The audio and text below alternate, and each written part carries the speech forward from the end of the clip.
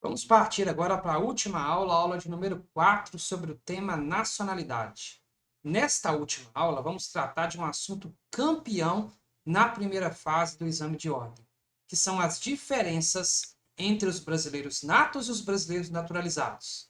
Agora que você já sabe quem é o brasileiro nato, você viu na aula 2, quem é o brasileiro naturalizado, você viu na aula 3, precisamos relembrar aquilo que você aprendeu no curso de Direito sobre as diferenças pontuais de tratamento que existem entre natos e naturalizados. Vamos juntos? Bora lá! A primeira premissa que você precisa lembrar e precisa ter em mente é o que está disposto no artigo 12, parágrafo 2º da Constituição. Diz a letra da lei maior que somente ela, a própria Constituição Federal, é que pode estabelecer diferenças entre brasileiros natos e naturalizados. Então guarda assim para mim, a regra é a igualdade. Então se a Constituição Federal nada disser, eu vou tratar brasileiro nato da mesma forma que eu trato brasileiro naturalizado. Nas situações que a Constituição Federal estabelecer, ela pode trazer diferenças entre brasileiros natos e naturalizados. Quando eu digo para você que só a Constituição Federal é que pode estabelecer essas diferenças, eu quero afirmar que lei em sentido geral, lei ordinária, lei complementar, ou qualquer outro ato normativo primário, por exemplo, medida provisória, nenhum outro ato normativo inferior à Constituição pode estabelecer diferença entre brasileiros natos e brasileiros naturalizados. Somente ela, a própria Constituição, é que vai trazer essas diferenças. E o nosso texto maior, a CF de 88, traz algumas diferenças de tratamento entre brasileiros natos e brasileiros naturalizados. E são justamente essas diferenças que não caem na primeira fase. Elas despencam na primeira fase do exame de ordem, como você que está matriculado aqui no cronograma vai ver nas questões que eu separei para você. Quais são esses pontos de diferença entre brasileiro nato e naturalizado que estão previstos pela Constituição? A primeira diferença que a Constituição traz entre natos e naturalizados são os cargos. Eu vou ter alguns cargos que serão privativos de brasileiros natos. A OAB adora esse assunto. A segunda diferença vai ser a extradição. Quando eu estiver falando de extradição, de envio de alguém para outro país porque cometeu um crime, esse país está solicitando a extradição, vocês vão ver, vão aprender aqui comigo, vão relembrar que eu trato diferente o nato do naturalizado no âmbito da extradição. A terceira diferença é a composição no Conselho da República. Composição no Conselho da República. Vocês vão verificar que tipo de brasileiro que tem que compor o Conselho da República. Pode ser nato? Aliás, tem que ser nato? Pode ser naturalizado também? E por fim, essa aqui muito caidora na prova, a quarta diferença, que está lá no artigo 222 da Constituição, é a propriedade de empresas jornalísticas e de radiodifusão. Quem pode ser proprietário de empresa jornalística e de radiodifusão? Brasileiro naturalizado pode ser proprietário? Então perceba, fecha comigo. A regra é a igualdade. Natos devem ser tratados da mesma forma que os naturalizados. Mas somente ela e somente ela quem? A Constituição é que pode estabelecer diferença entre brasileiros natos e naturalizados. A lei, outros atos normativos não podem fazer essa distinção. Quais são as diferenças que a toda poderosa Constituição Federal faz e que não caem, despencam na primeira fase? A questão de cargos privativos dos brasileiros natos, a extradição, a composição do Conselho da República e a propriedade de empresas jornalísticas e de radiodifusão. Vamos começar falando um pouquinho dos cargos privativos de brasileiro nato. O artigo 12, parágrafo 3º da Constituição, ele traz uma série de cargos que só podem ser ocupados por brasileiros natos. Em outras palavras, brasileiros naturalizados não podem ser titulares destes cargos previstos aqui no artigo 12, parágrafo 3º. Eu tenho dois jeitos de ensinar isso para você. O primeiro jeito está aí na sua tela e é um raciocínio. Qual é o raciocínio que a Constituição Federal estabeleceu para selecionar, para escolher os cargos que só o brasileiro nato pode ocupar? Ela selecionou, ela escolheu dois raciocínios, dois critérios. Primeiro, ela verificou a linha de sucessão presidencial, aquelas pessoas que podem substituir o presidente da República, que estão lá no artigo 79 e 80. Então, essas pessoas que um dia podem vir a substituir o presidente, elas só podem ser brasileiras natas, já que o presidente também tem que ser brasileiro nato. Então, veja, são privativos de brasileiro nato. No inciso 1, o presidente da República e o vice-presidente da República, o presidente da Câmara dos Deputados e o presidente do Supremo Tribunal Federal e os ministros do Supremo Tribunal Federal. Como todos eles estão na linha de sucessão presidencial, você raciocina assim, então eles têm que ser brasileiro nato. O segundo critério levou-se em conta a segurança nacional. Cargos intimamente ligados à ideia de soberania do Brasil no plano internacional e da própria segurança do nosso país. Então vão ser cargos privativos de brasileiro nato. A galera da carreira diplomática, os oficiais das Forças Armadas e o único ministro entre todos os ministros da Educação, da Saúde, o único que é cargo privativo de brasileiro nato é o ministro de Estado da Defesa. Confesso para você que esse critério não é aquele que eu mais gosto. O critério que eu mais gosto é um mnemônico Salvador, lá na primeira fase. Você vai lembrar para mim que os cargos privativos de brasileiro nato são mp3.com. Que loucura, professor! Como assim? Sim, os cargos privativos de brasileiro nato, você vai escrever lá na sua prova para não errar e vai colocar o mnemônico mp3.com. Vamos preencher? O que seria o mp3.com? Vamos começar pelo M. O M são os ministros do STF. Muito cuidado aqui. Não apenas o presidente do STF é que tem que ser brasileiro nato. Todos os ministros do STF, nós sabemos que temos 11 ministros na Suprema Corte. Todos os 11 têm que ser brasileiro nato. Por que isso, professor? Quando você está estudando lá no Poder Judiciário, você aprende que de 2 em 2 anos eu troco o presidente do Supremo. Então, como eu vou trocando o presidente da Suprema Corte, todos eles podem chegar a ser presidente do STF e, nessa condição, suceder o presidente da República. Então, todos os ministros do STF, os 11, têm que ser brasileiro nato. É o M, primeiro M do mp3.com.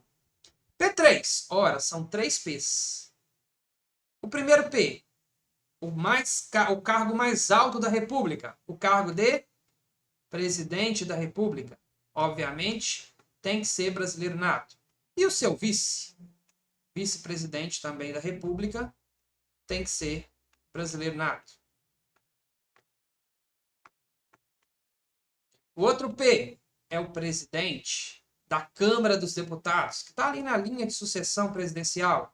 Também tem que ser brasileiro nato.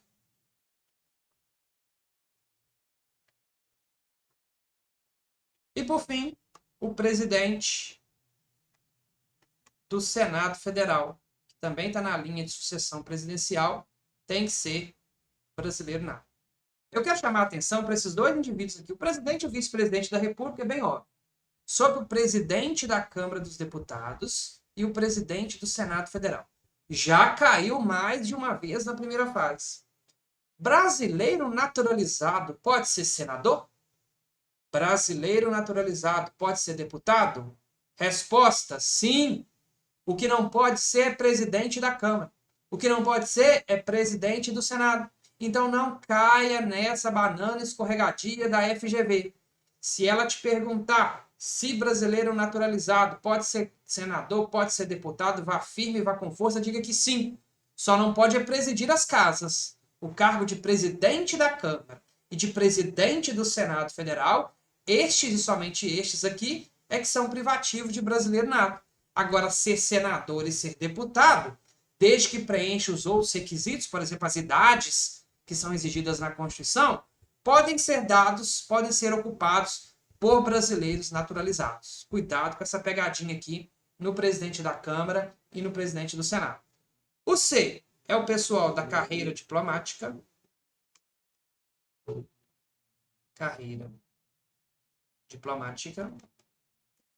O O é o oficial das Forças Armadas. Das Forças Armadas. E o M é o único ministro de todos que tem que ser brasileiro nato, que é o ministro de Estado da Defesa. Então não titubeie, vá firme e vá com força. Quais são os cargos privativos de brasileiro nato? É mp3.com. M, ministros do STF. P3, presidente e vice-presidente da República. Presidente do Senado, presidente da Câmara. C, carreira diplomática. O, oficial das Forças Armadas. M, ministro de Estado da Defesa. Várias e várias questões, você vai ver aqui no cronograma, cobraram esse assunto aqui.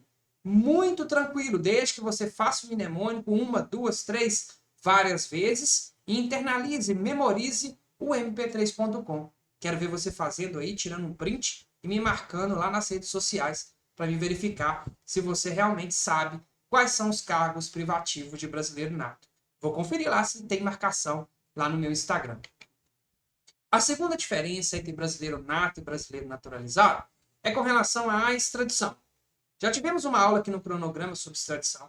Você sabe que é um mecanismo de cooperação internacional. Quando alguém pratica um crime e outro estado solicita a entrega desse indivíduo.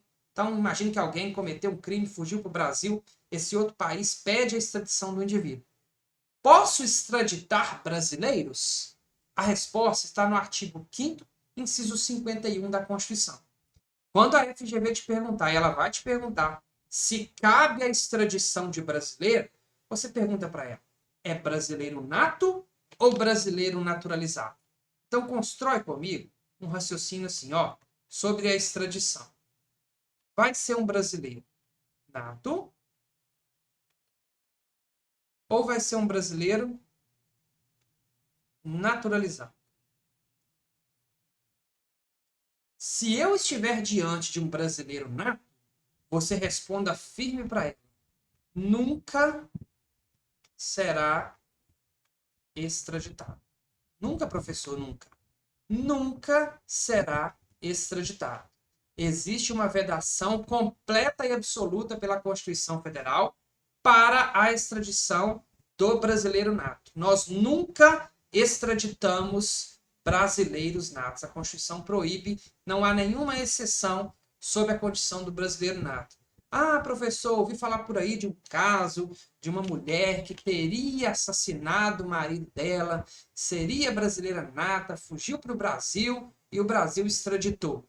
Esse caso que você ouviu falar por aí, muito famoso, essa pessoa não era brasileira nata mesmo, tá? Já tinha perdido a condição de brasileira nata. E aí foi extraditada por isso. Se você ainda é brasileiro nato, nunca você vai ser extraditado. Beleza, o nato não pode ser extraditado. O naturalizado pode, mas tem algumas condições. E a primeira condição é o tipo de crime que esse brasileiro naturalizado cometeu. Imagine que ele cometeu um crime comum.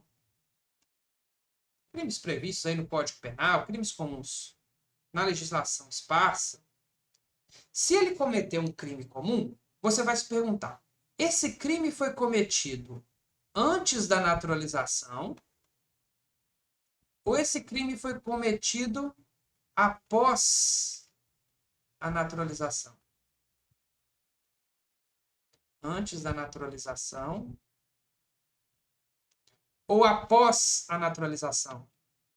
Se o crime foi cometido antes da naturalização, sim, ele pode ser extraditado. Se o crime comum foi cometido, foi praticado após a naturalização, não, ele não pode ser extraditado.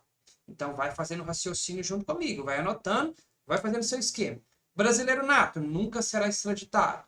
Brasileiro naturalizado que comete crime comum Foi praticado antes da naturalização? Sim, pode ser extraditado, desde que preencha os demais requisitos.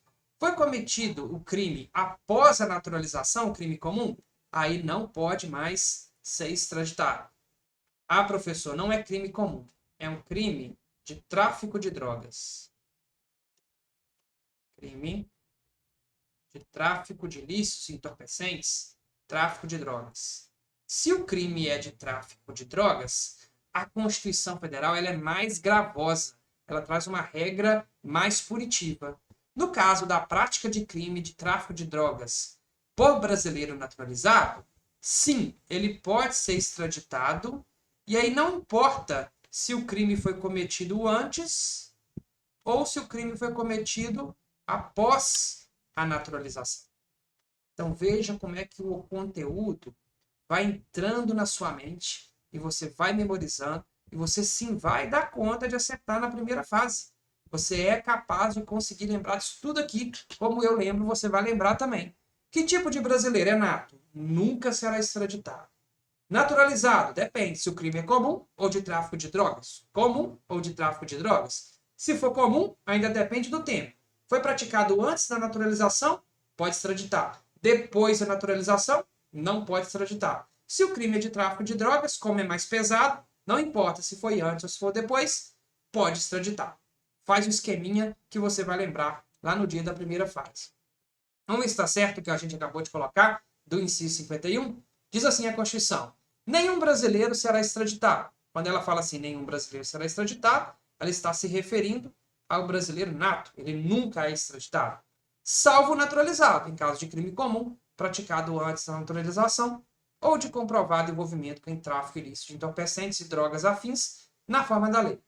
Para finalizar esse assunto da extradição, lembra do inciso 52, que já caiu também na primeira fase, que proíbe, que veda a extradição quando o crime, o suposto crime que a pessoa está sendo acusada, é um crime político ou de opinião.